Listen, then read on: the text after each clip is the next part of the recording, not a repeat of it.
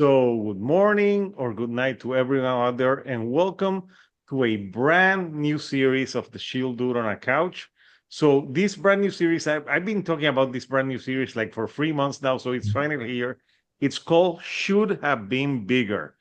And what we do in this series is like we're going to focus on every episode on one band, and we're gonna talk about the band when we listen to it, why we've what like we will talk about and discuss like why wasn't it bigger, what happened, and we'll talk about the history of the band and stuff.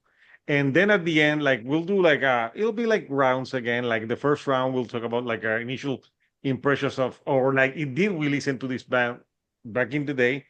Then on round two, we'll talk about maybe our ideas, or like it'll be like a round discussion. Everyone can chime in instead of like one talking and say, like why things that maybe prohibited the band from being bigger. And the last round will say, should have been bigger. We'll vote yes or no. And that will be. So it's a different concept, but it's a good thing because I don't know. I just thought there's so many bands out there that I thought at some time like, why didn't this band blow up? They were better, maybe technically, than other bands. So for this one, I had the idea and I thought of a band called Trust Company, which is this like alternative rock. They slashed them with the new metal that came out like at the beginning of the 2000s. And in 2002, they had a huge album that I really love called The Lonely Position of Neutral. This was the album right there. This album for me was huge. I loved it. And after that, they had one follow up, and then they didn't release an album like for 7 or 8 years. And their last album was in 2011. And as of today, I know that they're they reunited. There was a time that they broke up and they reunited, and they're going on tour right now. So yeah, cool band. But yeah, for some reason, not a household name. So I'm joined by in this first episode. I have Justin from Workers and the Heavy Business Podcast. Justin, how are you tonight? I'm great, man. Super excited to talk about some Trust Company. How are you? I'm doing good. A little bit sore because I was in a concert last night. And we have JC Rock and Metal Reviews. How are you, JC? I'm doing good, thanks. Yeah. Awesome. So I knew that you messaged me like this was a band that you weren't that familiar with. But yeah, I felt like yeah, it's a good band to talk. So yeah, like Justin, like did you listen to this band when it came out back in 2002? Yeah, so actually I really liked this band in that era. And I think you and I talked about this off air a little bit. It was funny because you said Trust Company and then I pulled it up on my phone like I had literally listened to them like 3 days before we talked about it. So they've kind of stayed on my radar as one of those weird obscure bands that I just assume everybody forgot about. But to me this was like a really cool sort of pivotal transitional moment in like the alt rock kind of new metal. I don't know what box I would put them in. I don't really care to put them in a box, but this era stood out to me in 2002 when their big album when the Lonely Position came out. I was a manager at Best Buy, and like one of the funny things about being a manager at Best Buy, Sirius and XM used to be two companies for you youngsters that don't remember this. And in my car, I had a Sirius unit and I had an XM unit. I had both, and so like I had I don't know how many hundreds of channels, but I would kind of toggle back and forth between the two of them. And the Trust Company got nonstop play back then. I mean, you couldn't turn it on without hearing it. They had like WWE, like pay-per-views use their music for like the theme song for like big wrestling events. Like they were everywhere back then. But I just I lump them in with like that early 2000s, like Seether and like Trapped and like all that sort of stuff was real popular back then. And to me, and I guess we'll get into this, but like they were as good as any of them, if not better. So yeah, definitely a band that I did enjoy back then. And I guess we'll talk about why they didn't stick around or whatever. Yeah. it's funny because I think anything is better than Trapped, but Yeah. they did come in that era. So I don't know why I thought they were from Texas, but apparently they're from Montgomery, Alabama. They were formed in 1997 by the guitarist and lead vocalist Kevin Palmer Yeah. and drummer Jason Singleton. They did have a few like changes in members, and they have sold at least 1 million albums worldwide. And the song that is most known is 2002 songs like The Downfall. That's like a song that was very known for. And you know what? The first time I listened to that song, I actually thought it was Linkin Park. Okay, When I've it, got some different thoughts on that because I think they sound yeah. like to me the band that I closest relate them to, and I've got some data here when we get into this part of it. I Mm, always thought they had some overlap with Hoobastank and like kind of that same sound, same fan base, definitely the same exact time that Hoobastank was really big. And yeah. yeah. I That to always me I could easily confuse those two bands. Yeah, for me, Hoobastank was like a weaker version of Incubus. When I first Incubus, listened to there's them. one I forgot about. Yeah, there we Yeah. Yeah, go.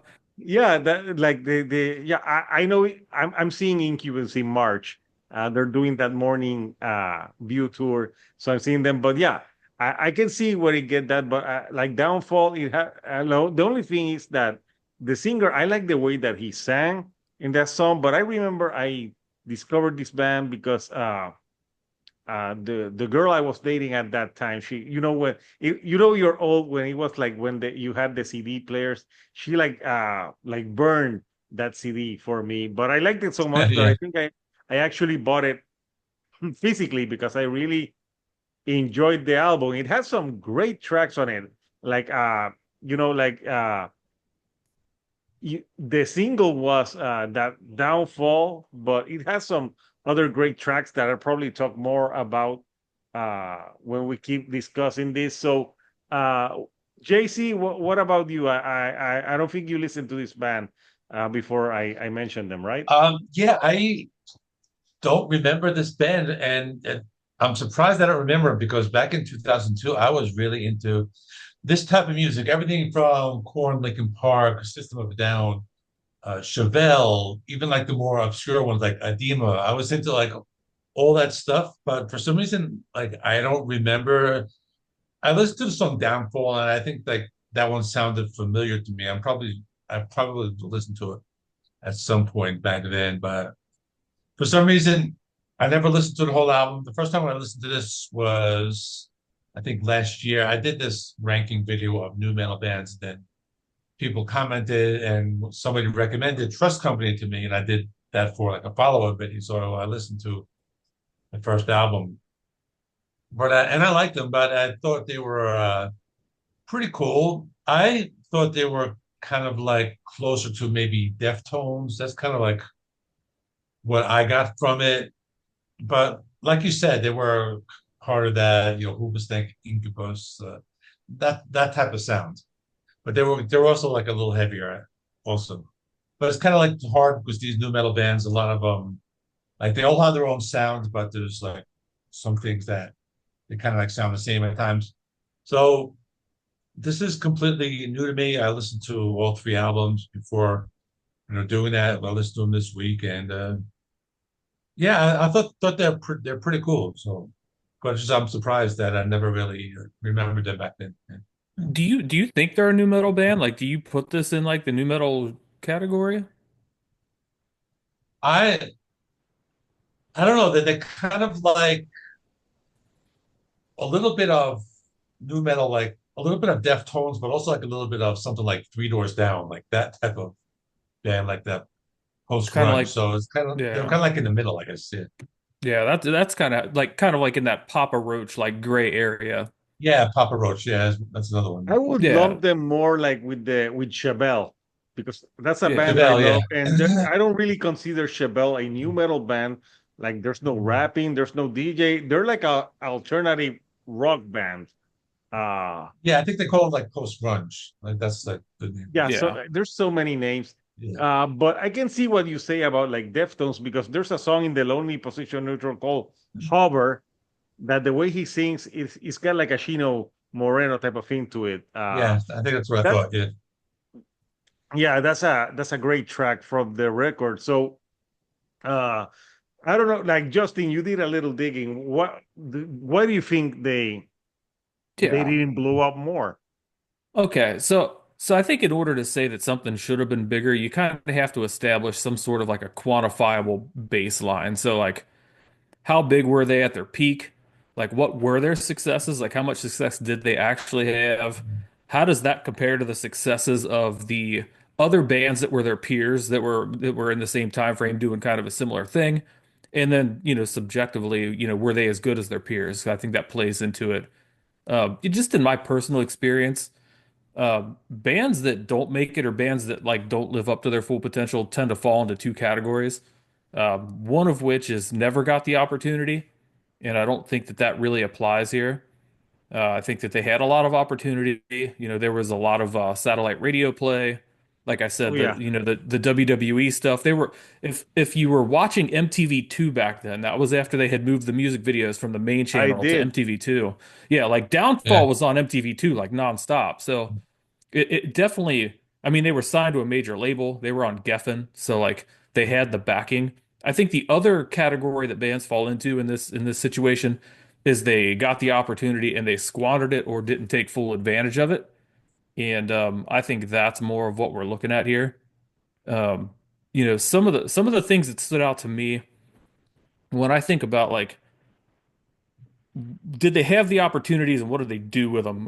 One of the weird things you'll find when you look into this band is that they did tour. So, like, one of They the big did. things, you got to tour, you got to get your name out. They did some really big tours in 2002 when this album came out. They toured with 30 Seconds to Mars and Papa Roach, both on the release tour for this album. And then they did a big tour that was called Pop Sucks, spelled with an X, of course, because it was 2002. But Of that was course. a tour, yeah, but that was a tour with Korn and Disturbed. So You if you don't want to get more talk, bigger than that. that's a huge tour. So they got exposed to the Papa Roach 30 Seconds to Mars, kind of the heavy alt rock crowd, and the new metal crowd. So I feel like they got to hit it on both fronts. But when you look into what I found was crazy, the record label. So 2002 is when the first album that we're talking about comes out. It took 3 more years to release the second album. It took 3 years, 2005, late 2005. That's a really long Yeah. time.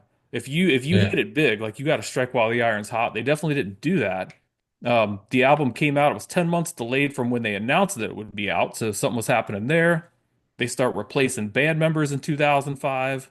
Geffen, their record label, only put out one single on the second album, so something happened there. There might have been some weird stuff going on with the Yeah. label, or they just didn't And have the songs.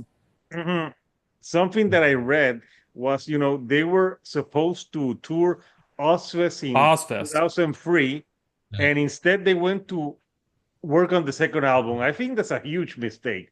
They And should and have that went to the Ozfest first. and that was on the advice of their record label, which makes Yeah. me think that somebody wasn't managing this thing well because in 2003 Ozfest was like the biggest thing in the world. So Yeah. you have to wonder like whose mistake that was. It's kind this is like a chicken and an egg thing to me because would they have been more successful if they stayed together and pushed harder? Maybe. But would they have stayed together if they were more successful? So it's like I don't know Mhm. which one caused the downfall, no pun intended, but yeah, so there's like kind of some business side thoughts. But looking at their peers, uh, we said Hoobastank, if you look at like the successes that these bands had in that era, Hoobastank sold 10 million albums the same year that they sold Mhm. 500,000. So, you know, definitely didn't have the same kind of success. Still to this day, Hoobastank's sitting at like 11,000 monthly on Spotify. Trust Company somehow, very respectable actually. I was surprised it was so many. They're sitting at like 460,000. Yeah. Most of that I assume is Downfall getting played on like legacy playlists because Downfall has 61 million plays. So to say like, they should have been bigger, like to most bands, that's absolutely huge. So yeah, it's just kind of interesting. But they're peers of the era, like Seether, Three Days Grace, Papa Roach, Breaking Benjamin, Linkin Park, Chevelle, Trapped. All those bands had way more success. Um, some of the mid-tier bands that I equate with that era that were kind of the same style, same time frame were like Taproot. If anybody remembers them, they had a song Oh, I called Poem that remember was that real big. poem. Yeah, Yeah, that they was a cool they put out song. an album a few years ago called Caesars, but it wasn't that good. Yeah, I mean they're still around. I think those dudes are from my area someplace. And then like Smile Empty Soul was another one that I really like kind of lump into that exact same crowd. And like uh this band has had more success than both of those bands, so you know, Yeah, make of that what you will. yeah. I also think maybe the first album. I listened to that album and I hear so many songs that should have been singles. Like, I don't know why they just decided on one because songs like I'm gonna mention a few songs that I think should have been singles. Falling Apart, Hover, Running from Me, like the first five tracks of The Lonely Position of Neutral fucking kick ass. Then you have a song like Sleeping Away, and then you have go deeper in the track and you have a song called Deeper Into You. So out of 11 tracks, there's like six or solid seven tracks that could have been singles easily. I don't know. What do you think about that? They were singles. Downfall was the big single. Like that was the lead single, the one that got the video and the big push. But they did play Running for Me and Falling Apart. Those both got radio play, satellite radio play, and then also got, like I say, they used for WWE. Falling Apart was the Royal Rumble 2003 lead That's a great song. track. Yeah, yeah, but they did both of those did get some radio play. So the record label definitely recognized those as stronger songs and pushed them out there. They just didn't get the full treatment. They didn't get, back then it was expensive to make a music video. It isn't like today where you can make a music video for anything you want. So it just didn't get the same polish put on it and the same push put behind it, which was probably a mistake on Geffen's part. Yeah. And, it's a big record label. Yeah. So what are your thoughts, JC? Yeah, I agree with everything that Justin says. It's probably just came down to management, but also I think it was just that there were like a lot of bands, and I think just some of them just made it. They were one of those bands. They sounded a lot like maybe a couple of other bands. Maybe they didn't have anything to make them stand out. Like maybe they weren't original enough. I think that could have been another factor because they were similar to a lot of these like different bands that we're all talking about. They weren't new metal; they were like a little heavier. But I think that could be something, and I think that's probably like one of the minor factors. Probably the biggest one is what Justin is saying with the management. I think, like you said, like not taking that Ozfest spot, that was probably a big one. And yeah, so I guess that's what I think. Yeah. Yeah. So their 2005 album, True Parallels, they had a single in that called Stronger. But Yeah. there's another few tracks that I think cool. I think it's solid, but I think the lonely position of neutral for me, I think it's better than this one. What do you think of this one, Justin? I definitely liked Stronger. I thought that was a cool single, a good choice for a single. I liked this album, but yeah, I didn't like. Admittedly, I mean it's a good album. We're not doing a "Is it that bad?" So No, I'll no, take no. it easy. No, but it wasn't as good as the previous album, and part of me wonders. Like I said, there was member changes started to happen here. There was 3 year hiatus between the albums where they were not recording. I don't know if they were writing. I don't know if the record label pressured them. I mean, that's a lot of pressure when you have to follow up an album that was certified gold. I mean, the first album, they have a gold album, and to go back into the studio and feel obligated to top a gold album, I can't even imagine what that feels like. So, I don't know. I mean, the writing to me, it felt safer. Like the second album didn't have quite the personality of the first album.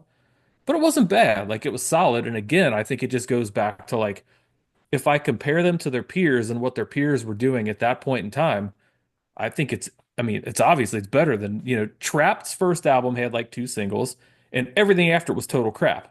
Oh And you yeah. can look Mm. at, Seether, they had a couple of singles and then one big, movie soundtrack hit, but like everything after that was pretty much crap. So it's like a lot of these bands kind of Yeah. followed in those footsteps of like I good actually album. like the last Cedar album a lot. Their last Well, if albums, it yeah. Yeah. if it's new, I haven't listened to it, but Oh they yeah. definitely all it feels like all of them had like kind of their initial pop and their big hit, and then subsequent albums weren't quite as good. So I mean, I think they kind of fell into that rut, but I don't think that their follow-up album was worse than anybody else's follow-up album, I guess is the point I'm making here. But I did No, I like the agree. second album. I like it too. But apparently they were at that moment they were also focusing on like other projects. They had a band called Amity Lane, but they never released that album. So I think they at that point they were like falling apart, like oh, falling apart like the song.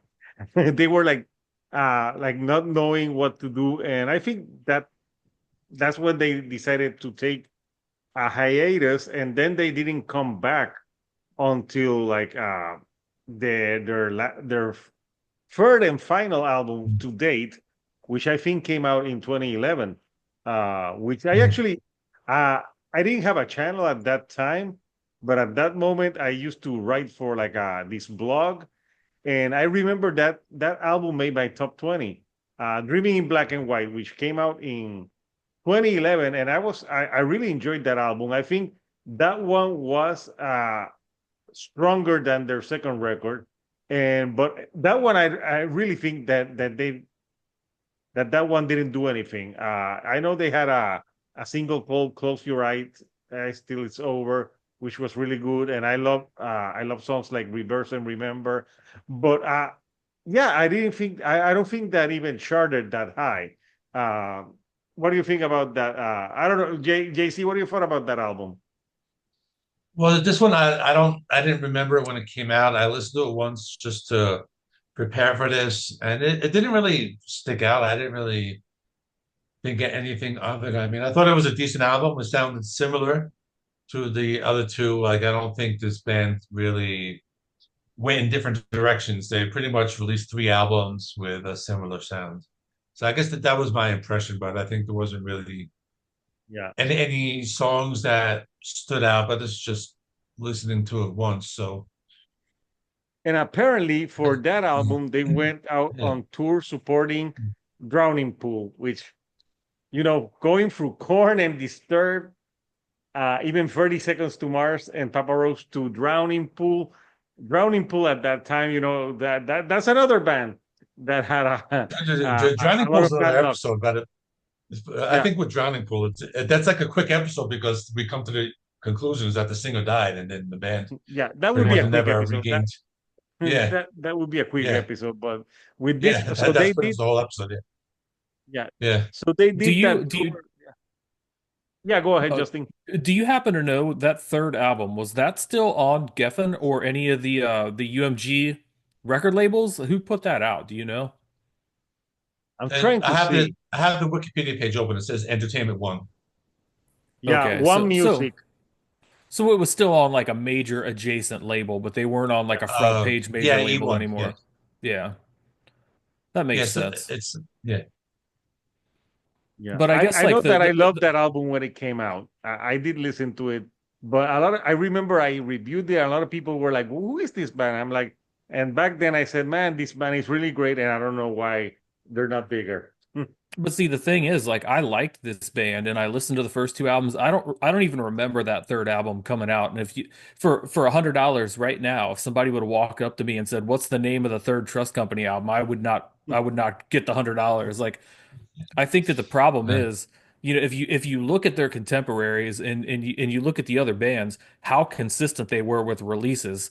Every one of them was either on an every year or like an every year and a half, 2 years at the longest. And like Trust Company has like first one, it takes 3.5 years to get out. Then the one after that takes, 6 years to get out. I just think like by the time that third album rolled around, like people had moved on. I was like, who the hell's Yeah, Trust Company? yeah, the music shift at that moment, people were more into heavier stuff. Like that sound, like Yeah, for that those type of bands had passed, like the heyday. So I think yeah. that like back at that, yeah, when that came out, I was listening.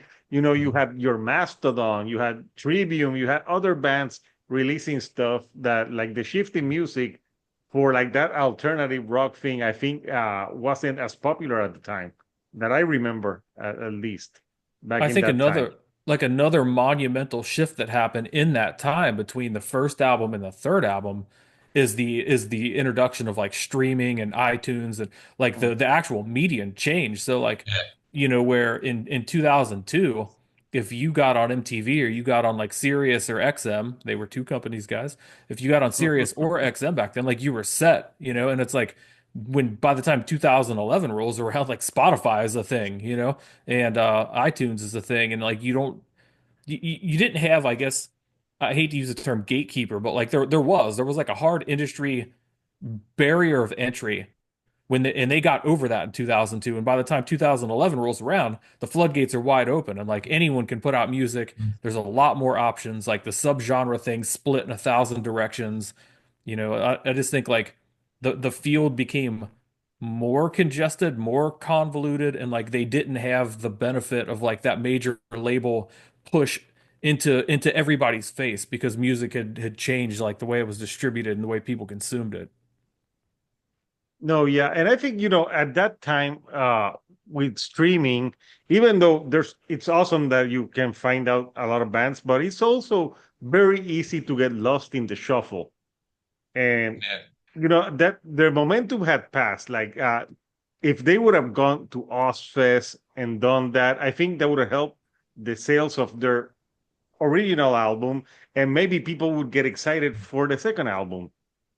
So I think it was just that missed opportunity, maybe bad managing, some It bad makes you wonder decisions. why, Yeah. like, why their record label. The most puzzling thing to me is that because I read that story and it specifically said that their record label pulled them from that tour to start the production on the second album. So to like the record label screwed that. If that is true, and I don't know if it's true, I wish there was some way to fact check that. But if that's true, their record label completely and utterly screwed them by making that bad decision. Yeah, because they could have toured that and then record the new album. Like, and Yeah. at least people would have known, like, hey, like they could have even said on that tour, like, hey, our first album is the Lonely Position Neutral. We're working on new stuff. They could even play like a song that they had. So I don't know. It's and also back then, that's like when YouTube was also in its infancy. So most of the videos you would watch on music videos, because I remember getting more into YouTube like in the 2010s, like when it got like bigger and more people like music reviewers, and they were putting the music videos on there. So yeah, it's weird. And they're currently back together and they're touring as of this moment. And I checked, I think they have like few shows. But apparently they in 2017, their official like Twitter account, which I don't know if they still have it active, uh a fan replied, say that they were currently working in a new album at that time. But obviously that was in 2017, it's 2025, and there's no new music. And then they went inactive. So, but now they're coming back to tour. And I know they toured with their original lineup on a Blue Ridge Rock Festival back in 2023. So yeah, they're kind of like doing tours and trying. I don't know if it's like too little, too late for that. What you think, JC? Yeah, I think they yeah, I think that they like it's gonna be kind of hard to come back. I guess they could come back. I mean, I'm pretty sure.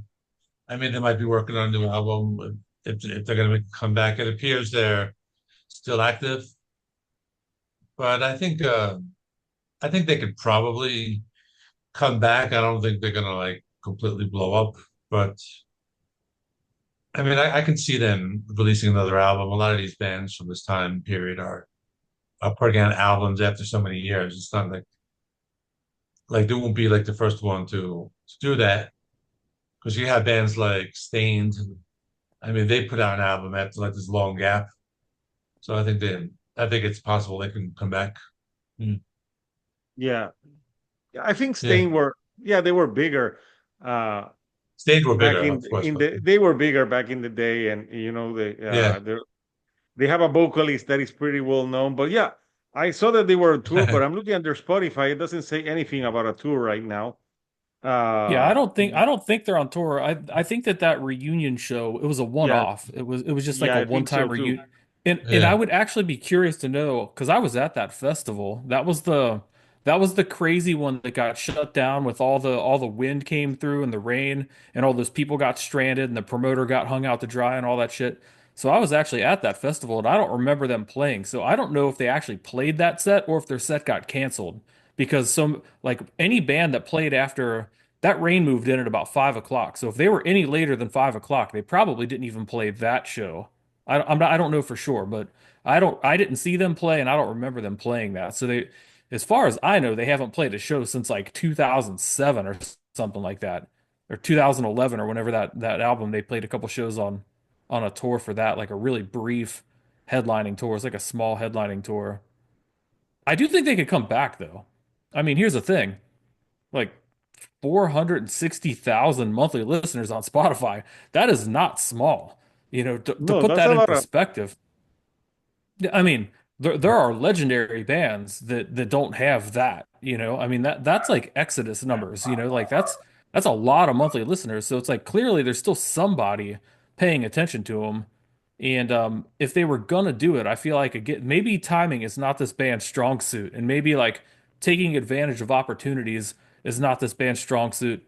But like we discussed it during the Linkin Park thing, this is like total 2000s nostalgia era right now. Like if they're yeah, gonna do it, like now is the time to do it, guys. Like if somebody shows you this video and you're listening to me, do it now because like you're not gonna have. It's gonna take another 10 to 15 years for people to care this much about the 2000s again. So I think they could do it. I imagine that they've still got a lot of good industry contacts. I don't know if they're still, they might even still be locked into a deal for all I know. I mean, those some of those major label deals are pretty long. I mean, they could probably have two or three more albums left to fulfill. I don't know.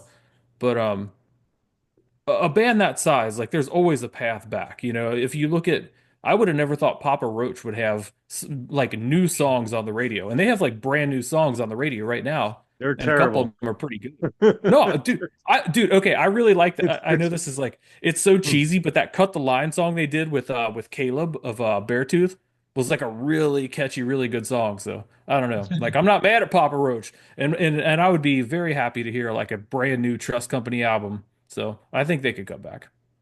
yeah. I think that, I think something people still listen to their albums. Uh so I think that that's a testament that their music was good. And yeah, I think if I was the band, I would try to I don't know, like try to build on that nostalgia of those bands because it's real big right now. Like like I could see them touring with like Breaking Benjamin or like a Bush, like Yeah. or any band, and they would fit right in. So I personally would love to see the band live. I thought like they have three solid albums, but I think yeah they took too long, and they did some mishaps. That obviously have hurt the band. So the question that I asked at the end is uh do you Justin, do you think they should have been bigger? It's such a tough one. I've been sitting here Yeah, thinking that this question was going to come up. I knew it was coming. They were big. That's the thing that I'm wrestling with here. Like at their peak in 2002, they were big. Like you sold 500,000 albums. You have a gold album. You're on MTV. You're on a major label. That's pretty big. But then I also feel like their music was better than so many of the other bands of that era who were bigger. So it's like, had they conducted business the way that it probably should have been conducted, had they not had member problems, if you take out all the variables that may have like thrown off the trajectory of this band's career, musically, if I stumbled upon this and didn't know anything about the band, and then you showed me all the bands of that era that had platinum albums, and so I'm just comparing music to music. Absolutely. Like I think they were one of the best bands of this era. I think that they wrote some really cool songs. And although there was a lot of similarities in a lot of those bands, I thought that their vocalist had more range and could do more with his voice than a lot of the other guys of that era. So yeah, like I will actually say yes. Like I'm surprised that that album didn't sell more than 500,000. I think that album could have very easily been a platinum album, but they Are could have you been talking bigger. about the lonely position of neutral? Yeah. Yeah, Amazing album. So yeah, I it is. seriously I think subjectively they were as good as their peers, if not better than a lot of their peers. So I'm gonna say yes. Yeah. What about you, JC? Yeah, I'll also say yeah. I mean, just they're one of those bands. They just probably didn't make the best decisions back then, but I think they're have a lot of talent. I think the music is really good. I'm actually like looking at my notes, and I think I was when I did this review of it back on this video I did like not long ago. I remember comparing him to like Chester from Linkin Park. I think he sounds like a little bit like that. So I think he's a very strong vocalist. Like he has like a lot of like power in his voice. I like that part of it, and I think they have pretty good songs. So that, I mean that song Downfall, it's very catchy. I think it really stood the test of time. So yeah, I would say yeah. I think they also should have been bigger. Yeah, so that leaves me. Obviously, I do think they should have been bigger. They had a great vocalist. They were catchy, but they were catchy in a way that could also be heavy and not corny. Because like Yeah, for example, you mentioned Hoobastank. Hoobastank could be a little bit heavy sometimes, but they had some corny ass lyrics. Uh, that's why I Hoobastank to me was like a Wish version of Incubus. But yeah. yeah, to me, this band Trust Company, like the vocalist is really good. They have some great songs, great musicianships, and they could be heavy at times. I think it's just like shit happens.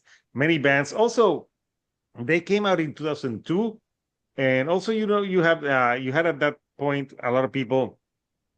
The streaming stuff was already happening. The Napsters had happened, so it was like like a shift in like how people consume music. So I think if they could have like maybe done that tour and maybe capitalize on something. I think like even though they were like small, but like you said, you didn't even know that they had put out a third album. Like Yeah, Justin no, said, yeah. like you just found like I knew, so I guess I was a very loyal fan because I knew, but I think I knew thanks to streaming because if it wasn't for streaming, I think I don't because I followed the band. I saw like, oh, they have a new album. If it wasn't for that, I don't think I would have ever known that they had put out a third album back in 2011. Uh, and I wish the band would come back. So if the band sees this, maybe they should, Justin, they should call the Heavy Business Podcast. There you go. I'll give you some terrible advice, guys. Come on. Yeah, we'll do it. You give them some terrible advice. So Couchers, we want to know from you, like, what do you think of this new series? Should have been bigger. Do you like it? Like, also comment down below, bands that you think would be cool to cover on this new series. It's a different format, and it's good not to be talking trash about bands, even though I love doing Is It That Bad? But sometimes, it's this is more of like a pick me up for bands. So yeah, tell us what you think of the first episode. And do you know Trust Company? If you don't know Trust Company, check out they have free albums. I would start with The Lonely Position of Neutral, because I think that's the most solid album. But the other two albums, they're great as well. And yeah, and like which songs would you recommend for people who to get into this band besides Downfall? I thought Falling Apart was one of their strongest songs. I've always loved that song. So yeah, that'd be a good one to start with. Or Stronger, even though it's second album. I think that's and the production's even maybe a little better on Stronger. So Yeah. that song still like listening to it today, like you could throw that thing on the radio right now. Like it sounds fresh and relevant, like right now. If you've never heard the song and you're hearing it for the first time today, I think you'll really like the song. It's really good. Yeah. I would say Hover too. Hover's so great. And Yeah, Running yeah, From that's a Me, good one. great tracks. So subscribe to Justin Heavy Business Podcast, and obviously follow his band Workers if you like thrash metal. They're working on a new album. Anything, what do you have coming up next in the Heavy Business Podcast? Just constantly interviewing industry people and musicians and talking about how to step your game up, what to do, what not to do, how to screw up a little less. But yeah, it's a constant I don't know what you call it. It's a rotating cast of characters and we talk shit and we hopefully share good information. And like you said, Workhorse, we're in the studio currently wrapping up pre-production. We'll have a new album hopefully in the spring. So we'll see. We'll see how it goes. Awesome. So JC, what you coming up next on the channel? Right now, I'm doing lots of reviews. Well, this weekend, this is going to come out later, but this weekend that we're reviewing it, do a lot of like a new album. So everything from the Dream Theater to Ginger and all those. I'm trying to review all of those. And I have my classic album reviews. The anniversary of the first Black Sabbath album, that's coming up. I already recorded that video. I have it scheduled for, I think it's the Thursday, I think it's like the 13th, something like that. Black Crowes, their first album anniversary, and then Jim Morrison. That's why I have this poster back there because I reviewed that album as well. Morrison Hotel. I did a classic album. That one also celebrating. I think it's 55 years, and I like doing the classic rock stuff as well as the newer metal. So I do a lot on my channel. I just basically upload lots of videos and just some do well, some kind of get passed over, but I keep busy on my channel. Yeah, Same like me. Still yeah. nobody gave a shit about my series Chilling with a Book. Are you ready? Are you ready for my new idea? I'm gonna pitch it to JC right now. We should do a series called Should Have Been Smaller, where we combine this series with Is It That Bad? And then we can talk about how Trapped was way too big and way overrated. How about that? That would be like combining Is It That Bad with this. Yeah, that would be a cool I'm one. I'm just Yeah, joking. I'm just joking. should have been smaller. Well, if we did an Is It That Bad for the last Trap album that came out last year. If you haven't watched that, people watch it. It's hilarious. And coming up next for the Shield Dude on the Couch, obviously comment down below bands so we can know more ideas for this new series. And Is It That Bad? The next episode we're doing I think for this February 14th weekend, this since we've done a lot of metal, this one I spared both of you from this episode, but we are talking about Steven Seagal's album, and I'm joined by Lorenzo, the professor. He's been at me like, I want to talk about this album. I'm like, he's so excited to talk about this album, and I think I'm gonna be joined for that one with Matthew from the IASable, and I think Rock of All Ages. So we're gonna be four people talking about Steven Seagal, and after that, I think we're doing Trivium, Silence in the Snow, uh, Yeah. which got mixed reviews, and I got more interviews coming on the way, and for next weekend, I'm reviewing the new Lacuna Coil and probably the new Bleeding Through on the Nice. channel. So yeah, if you like the videos, give me a thumbs, share it with people, and Trust Company. If you watch this video, do not like we all think your band is awesome. I would actually love to talk to the band. Like, and it would be interesting to get their side of the story on to see like if they're working on anything now. So that would be cool. So until next time, couchers, this is Hector, the Shield Dude on a Couch, and I'll see you all right here on the couch. Thank you and goodbye.